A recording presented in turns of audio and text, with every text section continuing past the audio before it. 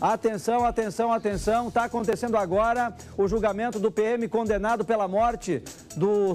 Ah, não, parei um pouquinho. Parei que eu errei aqui. É mais sério ainda, gente. É urgente o que eu vou trazer para vocês aqui, essa informação. O PM condenado pela morte do sobrinho no júri que aconteceu nesta semana aqui na capital está foragido. É isso mesmo. Quase 50 anos de cadeia ele pegou, né? E está foragido. Quem chega com mais informações para a gente é o repórter Eduardo Carvalho, aqui comigo na tela. Diga, Eduardo, bom dia. Oi, Samuel, muito bom dia para você, bom dia a todos que nos acompanham na tela do Balanço Geral. Jefferson Olmiro Lopes Goulart, de 60 anos, foi condenado na terça-feira a 46 anos de prisão. E na sentença, a juíza determinou o cumprimento imediato da pena com o regime inicial fechado. Portanto, ele deveria ser preso o mais breve possível. Isso não aconteceu na terça-feira, nem na quarta, muito menos hoje. Portanto, Jefferson está foragido da justiça, ele não foi localizado até o momento e também não se apresentou às autoridades policiais. A reportagem da Record Guaíba confirmou essa informação com o Ministério Público do Rio Grande do Sul, mas nós ainda não temos mais detalhes a respeito do que foi feito para tentar localizar o homem condenado pelo caso do menino Andrei, de 12 anos. Vários pontos chamam a atenção nessa história, Samuel. Um deles, a gente falou muito ao longo dos primeiros dias dessa semana, que o réu acompanhou o júri de maneira remota. Ele participou do julgamento no Rio de Janeiro, estado onde reside já há muitos anos, e participou apenas por um link de chamada de vídeo normal, como nós fazemos para comunicação, enfim, todos os dias. Ele participou dessa forma. Assim que o júri encerrou, a juíza leu a sentença, determinou o cumprimento da pena, mas até o momento ele não foi localizado.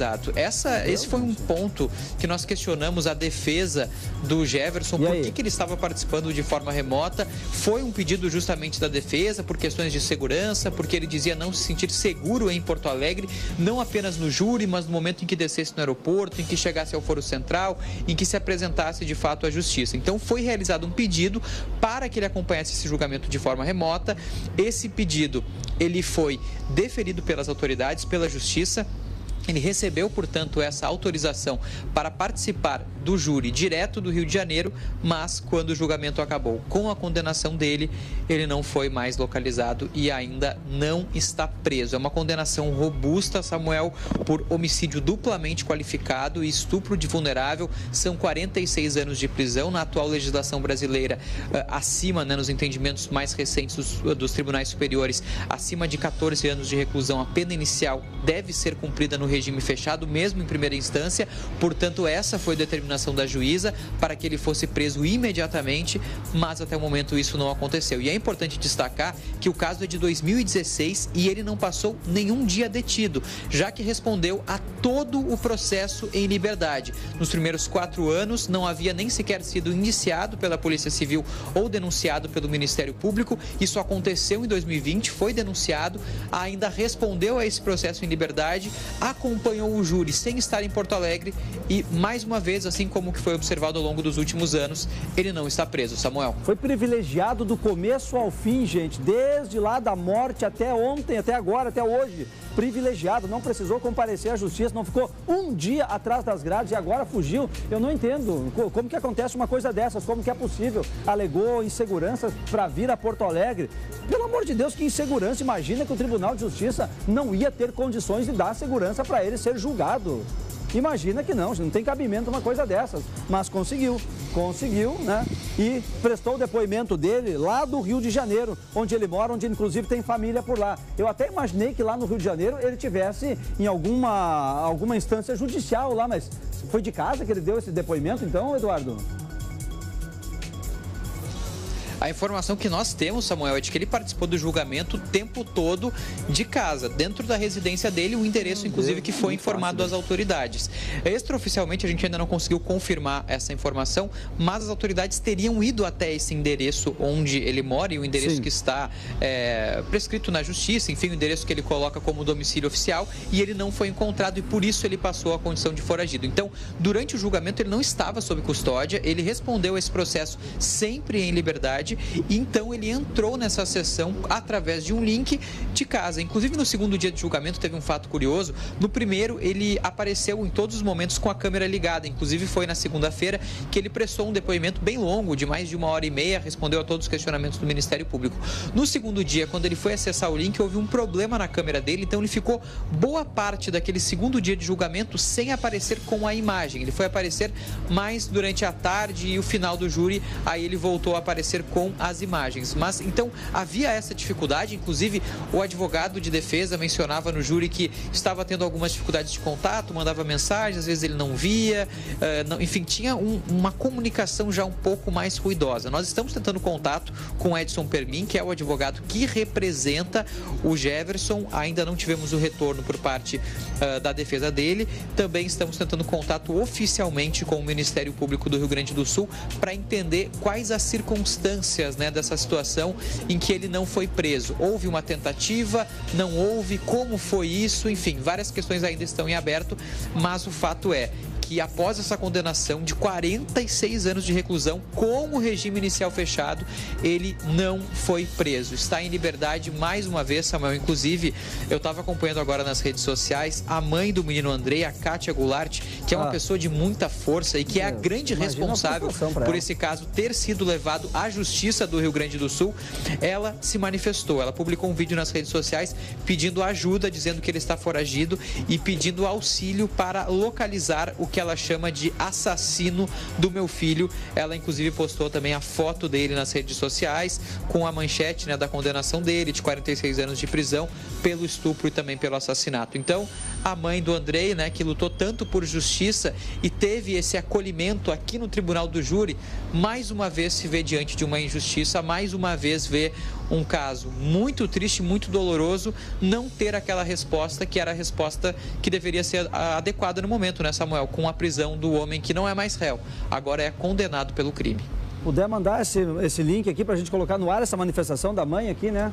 Mandar ali para nosso pessoal do Switcher ali para mostrarmos esse desabafo da mãe que está há quase uma década lutando por justiça e nem agora essa mulher consegue descansar, respirar um pouco. Vai ter que continuar lutando agora para que ele seja preso. Vai ter que continuar gritando, pedindo, se manifestando para que aconteça a prisão de uma pessoa que não é mais suspeita de crime, coisa nenhuma. Foi condenada por estupro e para ocultar o estupro, ter matado o sobrinho de 12 aninhos, gente. De apenas 12 anos.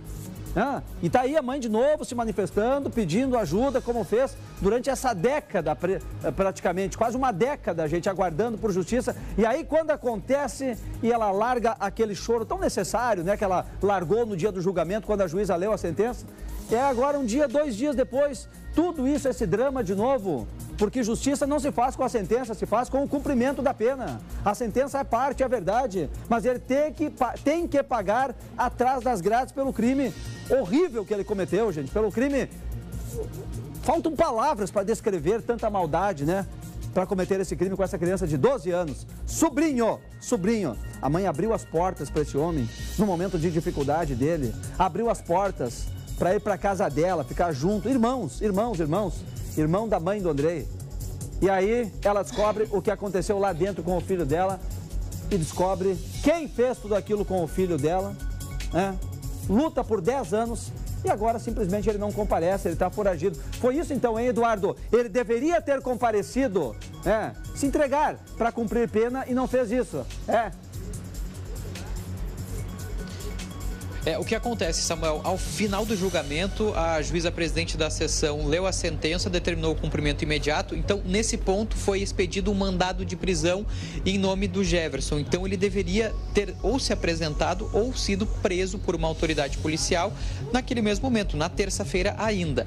Mas as informações extraoficiais dão conta de que agentes foram até a casa dele para cumprir esse mandato, porque afinal o mandato foi expedido pelo Judiciário Gaúcho, mas não localizaram ele na residência. Então, agora, agora tem um mandado de prisão em aberto, uma prisão que não é mais preventiva, uma prisão para que ele passe já a cumprir a pena que foi determinada pelo Tribunal do Júri, pelo Conselho de Sentença, mas ele não foi preso. Portanto, esse mandado de prisão está em aberto e é nesse sentido que ele agora é oficialmente considerado um foragido da Justiça, porque tem um mandado em aberto e ele não está preso.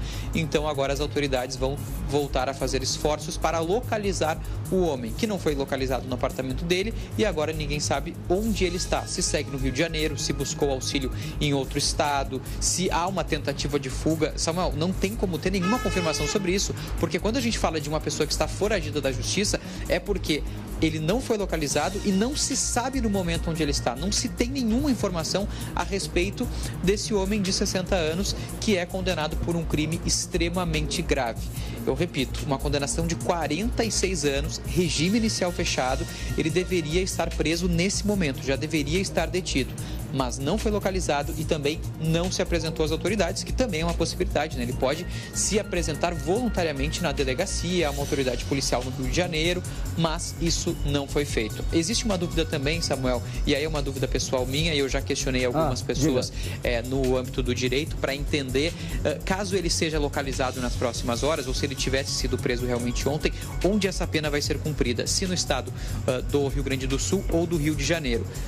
Então, essa é uma dúvida que a gente tem também. A gente fica agora no aguardo de mais informações quanto a isso. Samuel, olha, agora acabei de receber mais uma informação aqui junto à promotora Lúcia Helena Lima Calegari, ela confirmando essa informação de que o Jefferson está foragido. Ela, inclusive, eu conversei brevemente com a promotora e ela me diz que existe esse mandado de prisão na rua, ele não foi preso realmente, não foi localizado e por isso ele está foragido. Eu sigo tentando mais contato, maiores informações junto à promotora, junto ao Ministério Público e também questionei ao Tribunal de Justiça sobre essa informação. E a gente vai, ao longo do Balanço Geral de hoje, trazer mais detalhes sobre o contexto que envolve essa situação do Jefferson estar foragido. Lembrando, Samuel, que ele está no Rio de Janeiro, um estado que está totalmente mobilizado com uma mega operação policial que também mobiliza o Ministério Público, os órgãos policiais, a Polícia Penal, enfim, uma série de órgãos do Rio de Janeiro estão focados para uma situação de crise total e uma das maiores operações policiais da história do Rio de Janeiro. Então existe esse contexto no estado onde o Jefferson está nesse momento.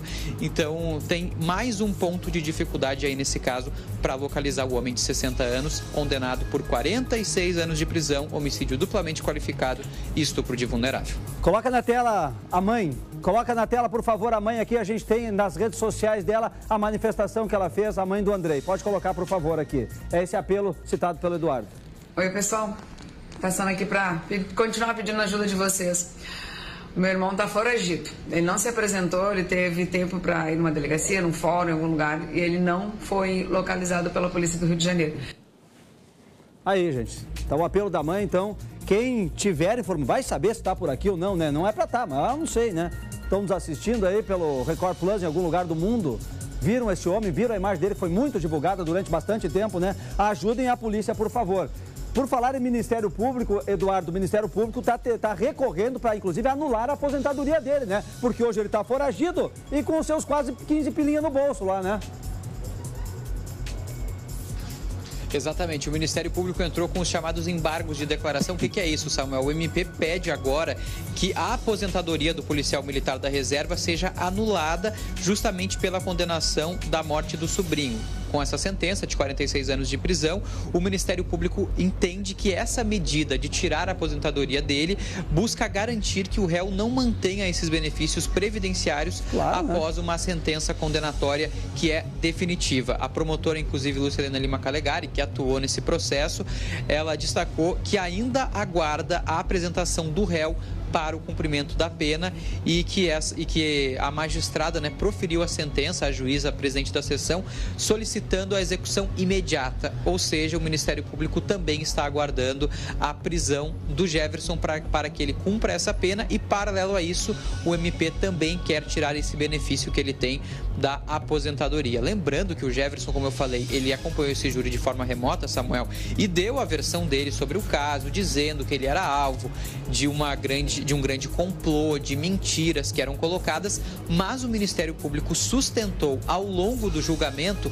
várias provas, vários elementos, mais de 15 indícios de que ele cometeu o crime. Inclusive, eu reforço uma das manifestações do advogado que representou a assistência de acusação, e ele olhou para os jurados e disse: se vocês esperam uma imagem, uma câmera de segurança que mostre o Jefferson cometendo o crime, isso não vai acontecer, porque esse tipo de caso ele acontece justamente em momentos em que os agressores se sentem à vontade para cometer essas ocorrências. Então, o que os jurados precisavam fazer era julgar com base nas provas, nos indícios, nos levantamentos do Ministério Público, e foi isso que o Conselho de Sentença fez, condenando o Jefferson, tanto pelo estupro de vulnerável e pelo homicídio duplamente qualificado. Só para reforçar, Samuel, qual era a hipótese do Ministério Público que foi confirmada pelo Judiciário Gaúcho, é de que o Jefferson, ele cometeu um abuso sexual no sobrinho, inclusive outras duas testemunhas em plenário confirmaram que também já foram vítimas dele, e que depois desse abuso sexual que ele cometeu contra o Andrei,